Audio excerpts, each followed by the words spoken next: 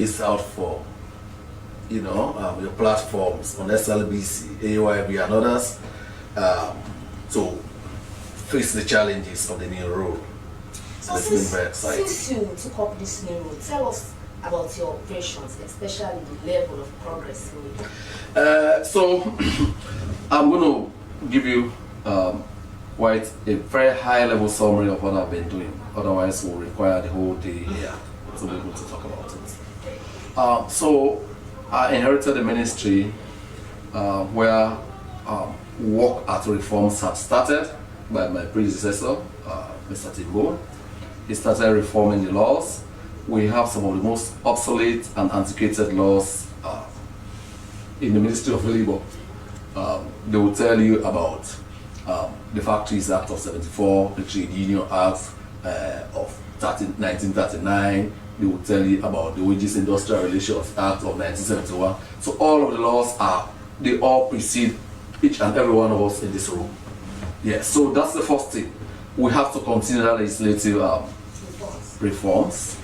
So a couple of weeks ago, we just had Parliament enact the Trade Union and the Industrial Relations and Trade Union Act, right? So that has been enacted by Parliament. As I speak to you, we would like to start piloting another one next week, the Occupational Safety and Health Bill, right? We want to start that. It's part of the ministry's responsibility to ensure occupational health and safety, right? It could be through public education, through legislation, through various means. And you well appreciate the fact that in the last couple of weeks, we have had fatalities at the port and at roadside. So the ministry's responsibilities, amongst other things, to work with management to prevent it, to put corrective measures in place once incidents occur or accidents like those, and to ensure that we are able to work with all of the parties so that fair compensation is awarded to the victim or their surviving families. So that's another one. Apart from the legislative things we're doing, you remember we did the work permit, we reviewed the work permit law, we enacted reviewed the fees upward, and enacted a new regulation. Yes, so we are doing a lot more in that space. Again, for the very first time in 63 years, we enacted a national volunteering policy. At independence, in his maiden speech as Prime Minister of Sierra Leone, late Sir Milton Magai spoke effusively about the need for volunteerism.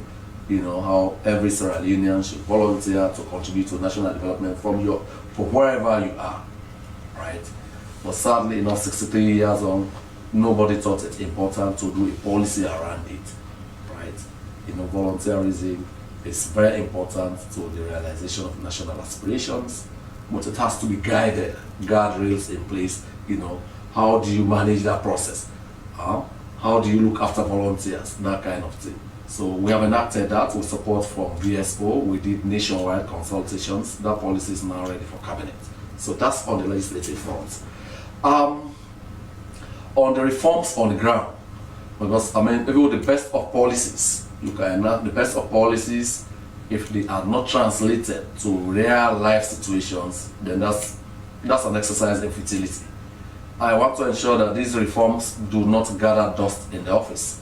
So my team and I have been going around every place in this country to ensure that we get to understand the reality in terms of adherence to the laws, in terms of best practice, and to generally understand the challenges faced by Sierra Leonean workers.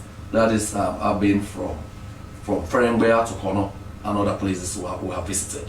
Yes, because this is a responsibility we take very seriously, because His Excellency President Bill has been very clear. Apart from his commitment to create 500,000 jobs in the next 5 years, he has also pledged to ensure that all Sierra Leoneans should enjoy the benefits of decent work.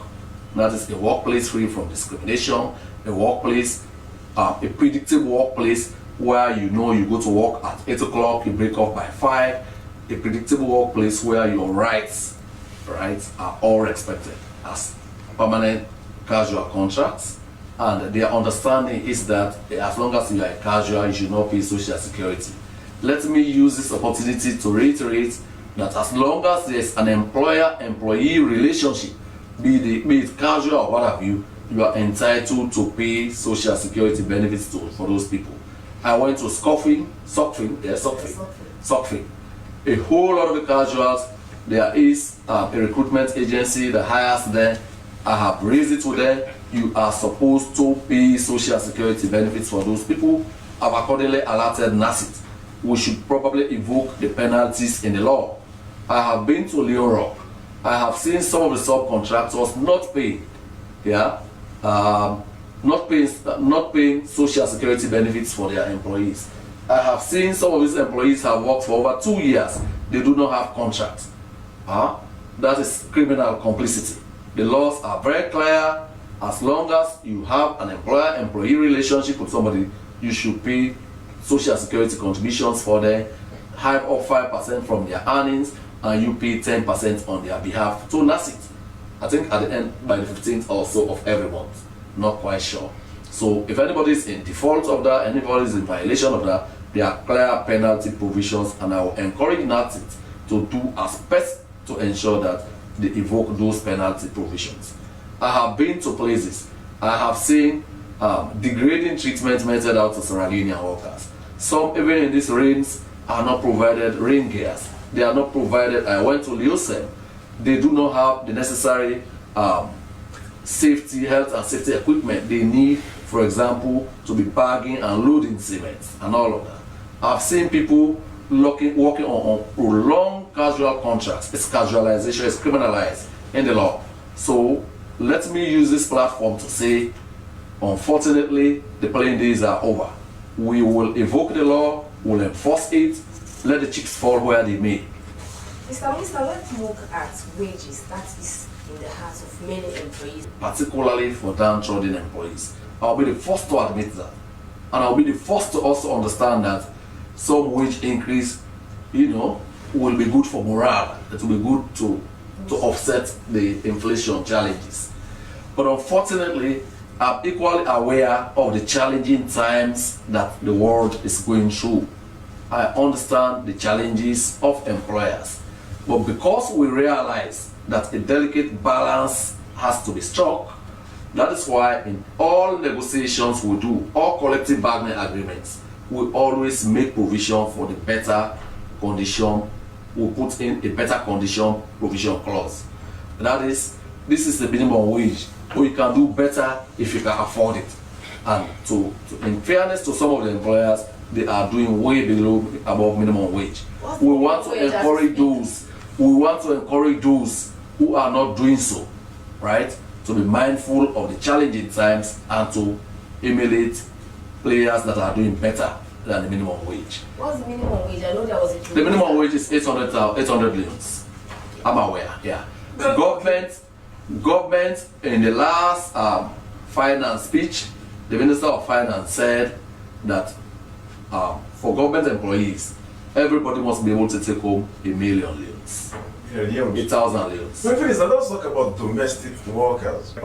After a very grueling, hectic day, you require domestic workers to put you at ease, to have done all of your things. So they play quite a critical role. So in my tripartite delegation to the 112th session of the ILO this year, we had a representative of the domestic workers with us in Geneva. And we attended all of the meetings together. That is to tell you the profile the government gives them. I have said to my colleagues, if you employ people, you don't maltreat them simply because they are domestic workers. They are entitled to all the rights and privileges all other employees are entitled to. For example, things like minimum wage. For example, social security. They are not lesser beings. For all of us who hire domestic workers, we should be able to pay over and above minimum wage and fulfill the other conditions. Do many people do this? No. And does that make it right? No. They are wrong. They are in violation. We should all make sure we do the right things. All right. Okay. Thank you so much. My own staff will be hearing me, but they know I. Okay. We'll come back. You mentioned a few days ago. I think it was yesterday. Yesterday, yes. Yeah, we formalized an already existing relationship. So we are not beginning the relationship. Okay. We formalize it. We wanted to capture it in strictures and structures. So overseas employment is a major source, is a major opportunity to create jobs for particularly the army of young people that we have. A place like Philippines, it contributes a substantial, it makes a substantial contribution to their GDP. In other countries, in even East Africa. So Sierra Leone, because we have a youthful population, fairly educated, willing and ready to work, we think we can also, utilize the opportunity. My predecessor enacted the labor migration law. Since then, we have afforded our compatriots an opportunity to legally, safely migrate to work in the Middle East and the other places. So we encourage every Sierra Leonean to use that safe and legal migration pathway. Unfortunately, there are still another set of Sierra Leoneans who are so committed to doing the wrong thing, to pursuing illegal migration routes. It is those category of people that sit abroad when things don't work out, making those calls. Hey, Papa government, we don't care, that's what they treat we. You see that all over, when you put on, online, on social media. So the message to them is simple. There are legal migration pathways in the ministry. Use that. It's cheaper, it's safer, it's more dignified. Because once we have given licenses to private recruitment agencies and they operate within legal parameters, those ones cannot get it wrong. Okay. Because that is where the problem lies, Mr. Minister. Yeah. And you see agents. I want us to address the problem at the very root, right? Don't deal with people without pedigree. The ministry is open. You can make inquiries there. I have seen people, I've read, I've watched videos of people claiming to be recruitment agencies. I have not lost an opportunity to declare them fake, illegal, and criminal. Sierra Leoneans should be able to discern that. I mean, the ministry clearly knows the people who are licensed to recruit for and on behalf of foreign agents. So you can cross-check that with the ministry or on our various platforms, rather than going into such programs that you definitely know the outcome. It never ends well. It will always end in disappointment. And as government, we are very concerned. These are nationals. They go there. They are exposed to all of, the disadvantages of being an illegal migrant in, a place that is not your home, not good enough. So we want to use this as both an encouragement to use the legal migration pathways and as a warning, right? Not to do business with shady people. It's quite cheap to do the straight and narrow path with government accredited agents, right? I've had very gory stories of people saying we had to sell our house, you have to sell land. So go abroad illegally. When you can invest with that, yeah. Right? So I want to encourage many people, all Sierra Leoneans listening to me, to use the straight and narrow migration pathways, the legal, dignified, pathways that have been established by government. Nobody takes your passport away from you. In fact, during the recruitment process, you are brought here, you are all centralized, you go through training, pre-departure training, you go through, work ethics, you go through training like, cultural sensitivity training. You go through all of those and they buy your ticket. Nobody takes your passport away from you when you get to your destination. And in fact, so when specific